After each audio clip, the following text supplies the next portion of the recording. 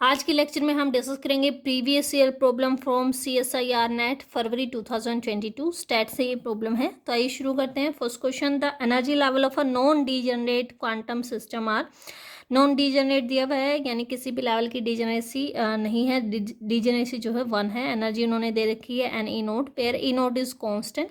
ठीक है, आपसे पूछा गया है टेम्परेचर टी पे फ्री एनर्जी जो है एफ बताना है आपने, expressed in the term of average energy. तो यानी पहले आपको क्या लिखना है, पार्टीशन फंक्शन लिखना है, एवरेज एनर्जी निकालनी है, हेल्महोल्ट्ज़ फ्री एनर्जी निकालनी है, कंपेयर करना है। ठीक है, तो आइए शुरू करते हैं। एनर्जी जो गिवन है वो ई एन क्या है आपकी, एन ई नोट। ठीक है, पार्टीशन फंक्शन क्या होता है, पार्टीशन फंक्शन हम लिखते हैं Z is equal to summation g I E raised power minus beta E i, इस तरीके से लिखते हैं।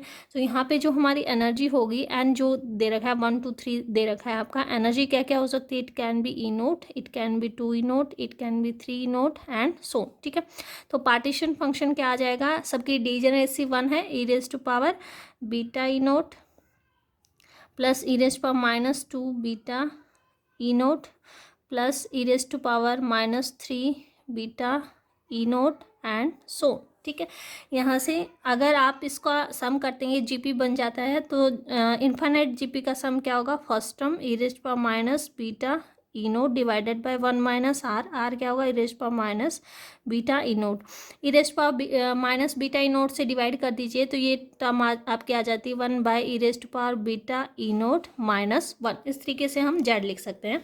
तो एवरेज एनर्जी का जो फॉर्मूला हमारा होता है, average value of energy is equal to minus curly over curly beta L N Z होता है। तो ये क्या आ गया, minus curly over curly beta of L N 1 by E raised power beta E naught minus 1। ठीक है, तो हम क्या लिख सकते हैं इसको, curly over curly beta of L N E raise to power beta E naught minus 1, जो कि क्या आ जाएगा, ये टर्म आपकी आ जाएगी विद रिस्पेक्ट टू बीटा हम कर रहे हैं, तो e naught over e raise to power beta E naught minus 1।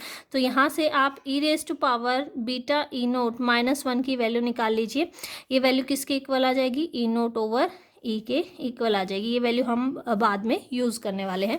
अब देखिए हेल्महोल्ट्ज़ फ्री एनर्जी का फॉर्मूला क्या होता है, minus k T L N z के इक्वल होता है। तो ये आ गया minus k T L N, z की वैल्यू क्या है 1 over e raised power beta ई नोट माइनस 1। ठीक है, माइनस को कंज्यूम कर लीजिए अंदर, तो क्या आ जाएगा K T L N E raised power beta ई नोट माइनस 1। ये वैल्यू यहाँ पे पुट कर दीजिए, तो एफ इक्वल टू क्या आ गया, K T L N E rest, इसकी जो वैल्यू है वो आपके पास क्या आ जाएगी, this term will be E naught minus, सही लिखा है क्या मैंने, वेट ए मिनट, देखिए यहाँ डिफ्रेंशिएशन में गड़बड़ कर दी। देखिए ये डिवाइड में तो आएगा into E naught E raise to power beta E naught भी यहाँ बचेगा। ठीक है, ये गड़बड़ यहाँ होगी, और यहाँ से आप इसकी वैल्यू निकालेंगे तो ई नोट इंटू बीटा ई नोट वैल्यू आपकी आएगी, सॉरी। ठीक है, ये आएगा। ठीक है, अब इसकी वैल्यू यहाँ पुट कर दीजिए, तो क्या आ जाएगा आपका e naught over e raise to power beta E naught, ऐसा हम लिख सकते हैं। इसको आप रीअरेंज करके लिख लीजिए, ये टर्म आपकी आ जाएगी के टी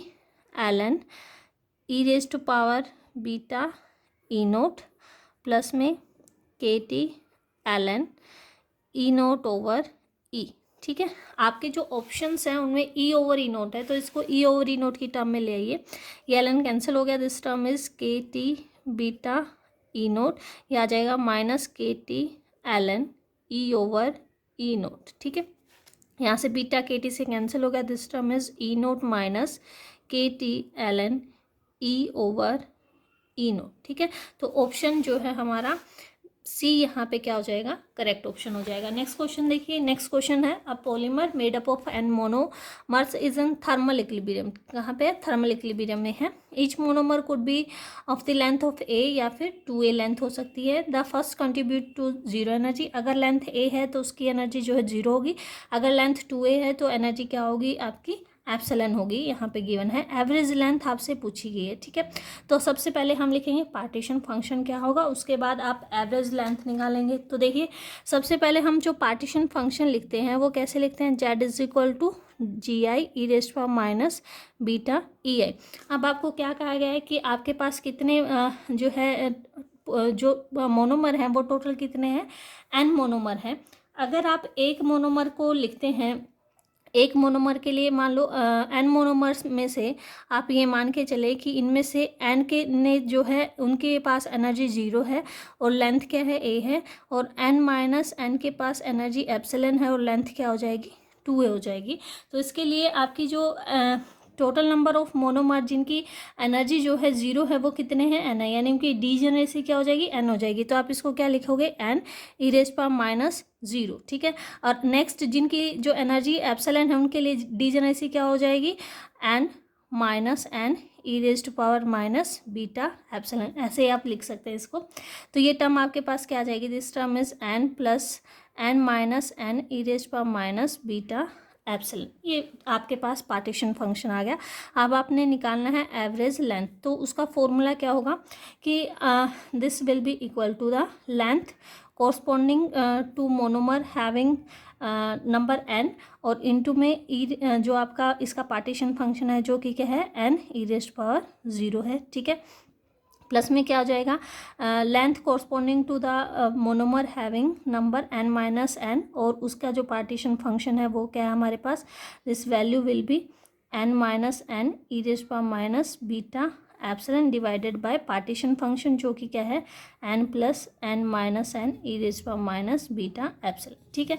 अब यहाँ पे लेंथ की बात करें हम, तो एक जो मोनोमर है उसके लिए लेंथ ए है, अगर एन मोनोमर हो गए तो लेंथ क्या होगी, एन इंटू ए। तो यहाँ पे देखिए लेंथ आप कैसे लिख सकते हैं, this term is L N क्या हो जाएगी हमारे पास, एन ए, तो यह टर्म आ गई एन ए स्क्वेयर प्लस में क्या आ जाएगा, N minus N square e⁻⁻β epsilon divided by N plus N minus N e⁻⁻β epsilon. इस तरीके से आप लिख सकते हैं यहाँ पे। अब यहाँ देखिए आपको कहा गया है कि वो थर्मल इक्विलिब्रियम में है, पहली बात।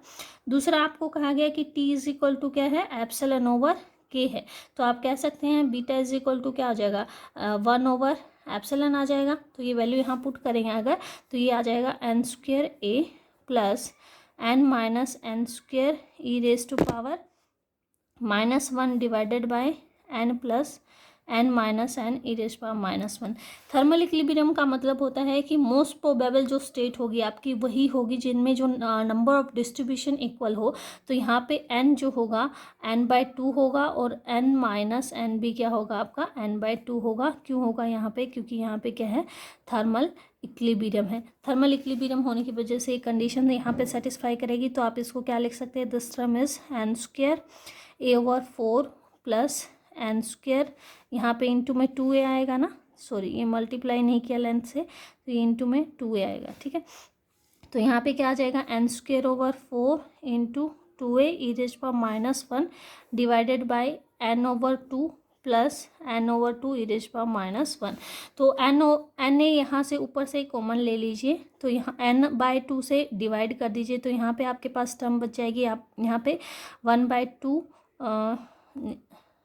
यस 1/2 प्लस 2/2 e⁻⁻1 इस तरीके से बच जाएगा, और divided by 1 plus e⁻⁻1।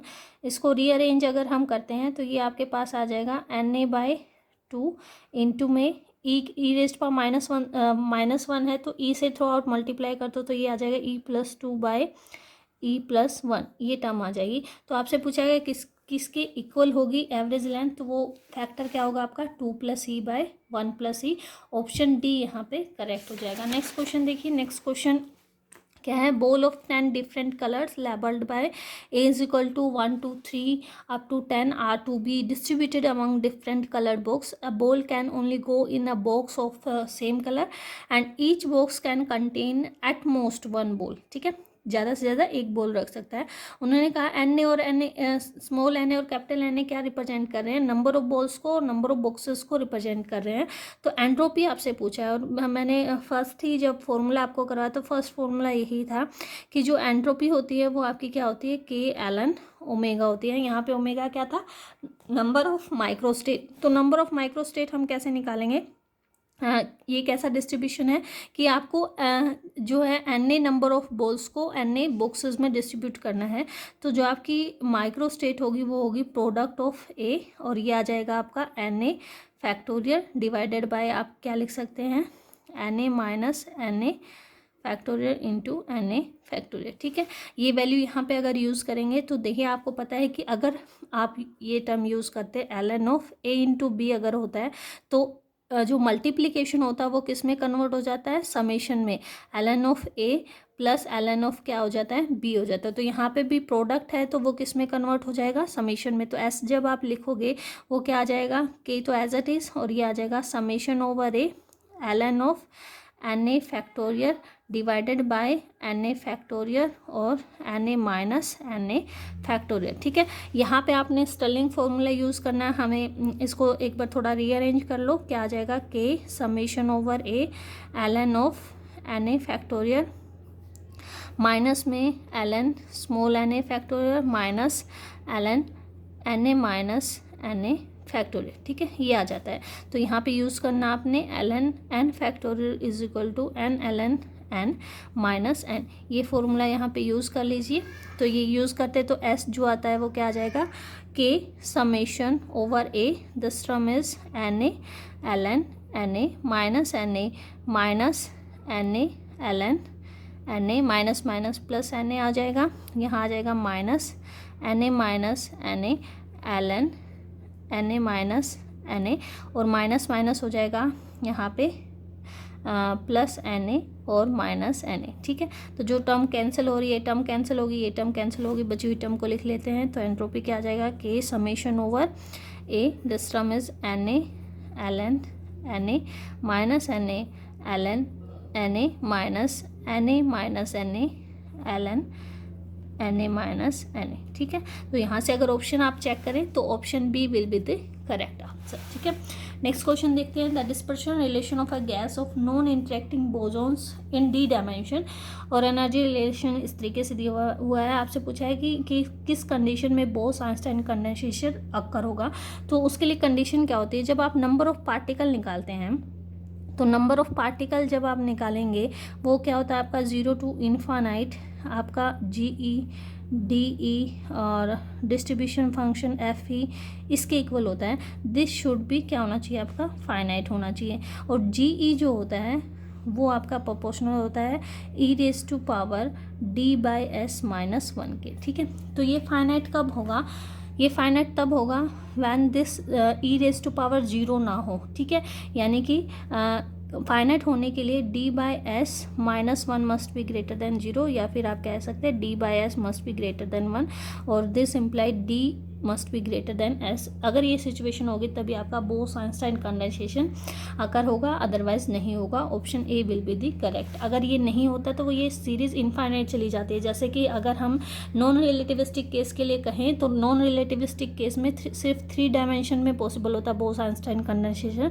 1D और 2D के लिए जो है वो पॉसिबल नहीं होता है। क्यों नहीं होता है, उसमें यही चीज़ होती है कि जो नंबर ऑफ पार्टिकल आप कैलकुलेट करते हैं फॉर 1D एंड 2D, ये टर्म क्या चली जाती है, कन्वर्ज नहीं करती, इनफाइनाइट चली जाती है। लेकिन ये क्या होनी चाहिए, फाइनाइट होनी चाहिए।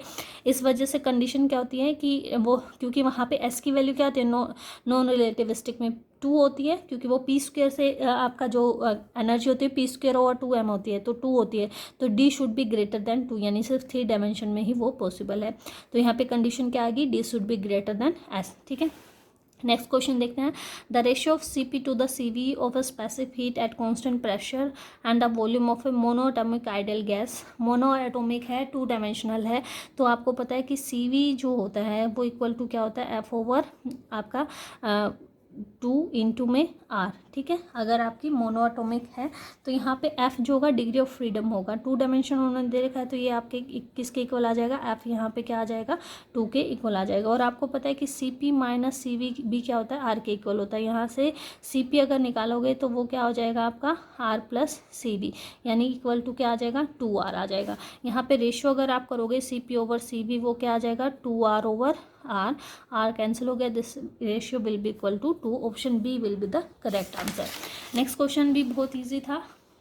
उन्होंने क्या क्या कहा, ब्लैक बॉडी रेडिएशन का केस है और एडियाबैटिकल एक्सपैंड हो रहा है, एडियाबैटिक प्रोसेस वहाँ पे है। उन्होंने कहा पहले वॉल्यूम अगर V है तो टेम्परेचर 300 है, 2V होगा तो टेम्परेचर आपको बताना है। तो एडियाबैटिक प्रोसेस में हमें रिलेशन पता होता है कि PV रेज़्ड पर गामा जो होता है वो क्या टर्म होती है, कॉन्स्टेंट टर्म होती है। ठीक है, अगर आपको ये रिलेशन याद है तो इससे कर लीजिए। अगर ये याद है कि we T rest power cube जो होता है वो भी कांस्टेंट क्वांटिटी होती है, अगर ये याद है तो इससे कर लीजिए।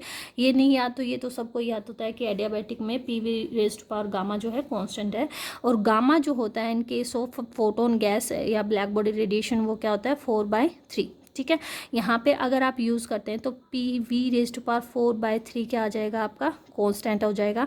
इसको आप लिख सकते हैं पी वी इंटू में क्या लिख सकते हैं V raise to power 1/3 equal to constant. तो आप इसको पी वी को एन आर टी से रिप्लेस कर सकते हैं, तो आप एन आर तो क्या कांस्टेंट है, तो आप लिख सकते हैं T V raise to power 1/3 is constant, और क्यूब करेंगे तो वी टी क्यूब भी क्या आ जाएगा आपका कांस्टेंट के इक्वल आ जाएगा। ठीक है, अब यहाँ पे उन्होंने कहा है कि V1 T1 cube equal to क्या हो जाएगा V2 T2 क्यूब। V1 तो V है, T है 300 केल्विन इक्वल टू V2 को डबल कर दिया गया है, इनटू में T2 आपसे पूछा गया, तो T2 जो होगा वो क्या आ जाएगा आपका 300 divided by 2 raise to power 1/3। इसको 16 अगर करते हैं this will be 340 kelvin. Option D आपका करेक्ट हो जाएगा। नेक्स्ट क्वेश्चन पूछा गया है the position of a particle in one dimension change in discrete step with the each step is moved with the right, however the length of the step is drawn from a uniform distribution, इसे लिया गया है, and lambda w are positive constant if x denote the distance from a starting point after N step पूछा गया। ठीक है, standard deviation क्या होगा, तो इसके लिए एक जनरल एक्सप्रेशन हम कर लेते हैं, उसके बाद यहाँ पे उसकी वैल्यू पुट कर लेंगे। तो देखिए जनरली उन्होंने क्या कहा है कि डिस्ट्रीब्यूशन जो हमारा यूनिफॉर्म है, यूनिफॉर्म का मतलब क्या होता है, मान लो ए से बी हम गए, यहाँ पे जो प्रोबेबिलिटी है वो फिक्स होगी पार्टिकल के होने की, ऐसा हम क्वांटम में भी पढ़ते हैं। यूनिफॉर्म डिस्ट्रीब्यूशन का मतलब है थ्रू आउट जो प्रोबेबिलिटी डिस्ट्रीब्यूशन फंक्शन होगा वो कांस्टेंट वैल्यू होगी। तो मान लिया कि प्रोबेबिलिटी डिस्ट्रीब्यूशन फंक्शन जो हमारा आ गया ए आ गया, और हमें पता है कि B2A जो ये प्रोबेबिलिटी डिस्ट्रीब्यूशन फंक्शन है this must be equal to A1। तो यहाँ से आप निकाल सकते हैं ए की वैल्यू B2A A2B, उल्टा लिख दिया, A2B this must be equal to 1। तो यहाँ से ए की वैल्यू क्या आ जाएगी, A must be equal to B minus A. ठीक है, ए की वैल्यू ये आ गई।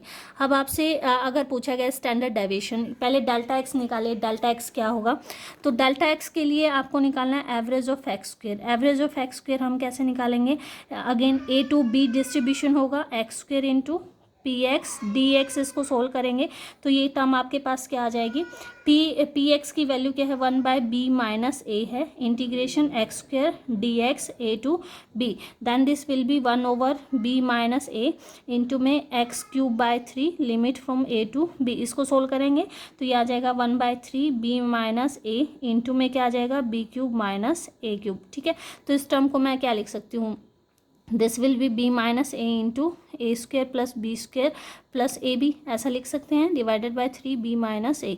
ठीक है, ये टर्म कैंसिल हो गई इससे, तो यहाँ से देखिए क्या बच गया, A square plus B square plus A B divided by 3। ये एवरेज ऑफ एक्स स्क्वेयर आपका निकल के आया। अगर आप एवरेज ऑफ एक्स निकालें दैन दिस विल बी क्या होगा, P X into X D X and A to B. तो पी एक्स तो 1/b माइनस ए हमारा, integration A to B X D X अगर करते हैं this will be 1/b minus A into में X square by 2 and limit from A to B, ये आ जाएगा। तो आप इसको लिख सकते हैं 1/2b माइनस ए इंटू में एक्स स्क्वेयर क्या हो जाएगा आपका, इसको हम लिख सकते हैं B square minus A square. तो ये टर्म आपके पास आ जाएगी b plus A divided by 2, क्योंकि b माइनस ए क्या हो जाएगा यहाँ से कैंसिल हो जाएगा। अब डेल्टा एक्स निकालिए, delta X equal to under root average of X square minus average of X का square.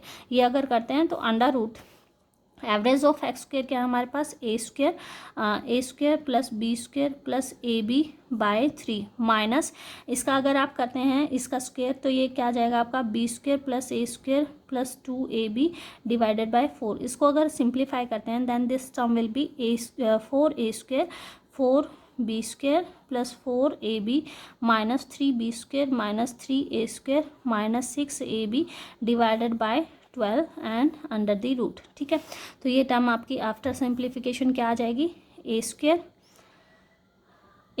Plus B square minus 2ab divided by 12। तो आप इसको लिख सकते हैं this term will be b minus A square divided by 12 under the root, और you can say b minus a by under root 12, ऐसा आप लिख सकते हैं, ठीक है, ये आता है। तो यहाँ पे हमारे केस में जो b की वैल्यू है इन आर केस, तो डेल्टा एक्स जो हमारा निकल के आया है वो क्या निकल के आया है, b minus a divided by under root 12, ठीक है। हमारे केस में जो b की वैल्यू है वो सिंगल स्टेप के लिए तो लैम्डा प्लस 1/2 w है, लेकिन उन्होंने कहा है कि n स्टेप, तो n स्टेप के केस में n से मल्टीप्लाई कर दो तो वो आ जाएगी n lambda plus n w by 2, और a की वैल्यू क्या है n lambda minus n w by 2। ये वैल्यू अगर यहाँ पुट करते हैं तो ये टर्म क्या आ जाएगी आपकी, देखिए दिस माइनस दिस करोगे तो ये टर्म तो कैंसिल हो जाएगी, ये टर्म बच जाएगी सिर्फ एन डब्ल्यू डिवाइडेड बाय, सॉरी ये ऐसे नहीं कर सकते आप, यहाँ पे पुट करना पड़ेगा आपको। देखिए यहाँ पे आप पुट करोगे तो वो अंडर रूट एन आ जाएगा, सॉरी यहाँ से ही करिए आप, देखिए ये एज इट इज़ रखिए, तो लैम्डा प्लस w बाय 2 और लैम्डा माइनस w बाय 2, तो ये टर्म आ जाएगी w डिवाइडेड बाय आपके पास अंडर रूट 12, तो ये आ जाता है w divided by 2 under root 3, ठीक है। अब यहाँ n स्टेप के लिए हम कर रहे थे, तो n स्टेप के लिए जब आप करोगे ना तो यहाँ पे n आ जाएगा, ठीक है, यहीं पे हम मॉडिफाई कर देते हैं इसको। जैसे आपने प्रोबेबिलिटी ये निकाला, ठीक है, n के लिए करोगे तो यहाँ पे n आ जाएगा, ठीक है, n स्क्वायर आ जाएगा, और यहाँ पे इनटू में मल्टीप्लाई में n आ जाएगा। ऐसे ही इसके लिए अगर आप करते हो, x के लिए अगर आप करते हो तो इसके भी मल्टीप्लाई में n आ जाएगा इनटू में, तो यहाँ पे अंडर रूट में n आपका आ जाता है, ठीक है, मल्टीप्लाई में n आ जाता है, तो ये आपकी जो टर्म आ जाएगी वो आ जाएगी w by 2 under root n by 3। तो option D will be the correct answer.